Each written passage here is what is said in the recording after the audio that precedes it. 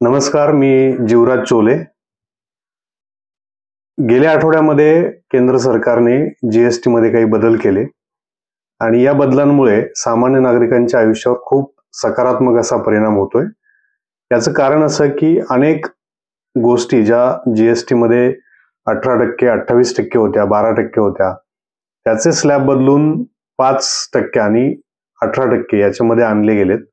त्याच्यामुळे अनेक वस्तू स्वस्त होत आहेत, ज्या जीवनावश्यक आहेत, ज्या रोजच्या वापरामध्ये लागणाऱ्या आहेत किंवा आरोग्याच्या दृष्टीने आरोग्य विमा लागणार आहे, तर तो स्वस्त होतोय. घरात लागणाऱ्या अनेक वस्तू इथे स्वस्त होत आहेत. तर या सगळ्यांमुळे सामान्य माणसाच्या आयुष्यामध्ये नक्की फरक पडणार आहे आणि ज्या गोष्टी अफोर्ड करू शकत नव्हते काही लोक, ते लोक देखील आता काही गोष्टी घेऊ शकणार आहेत. म्हणजे उदाहरणार्थ इलेक्ट्रॉनिक वस्तू आहेत, टीव्हीची संख्या कमी, टीव्हीची किंमत कमी होणार आहे.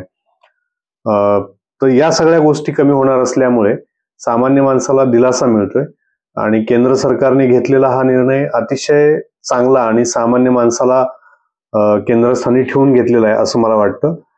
त्याशिवाय कपडे म्हणा किंवा पादत्राणे असतील, या वस्तू देखील स्वस्त होताना दिसत आहेत.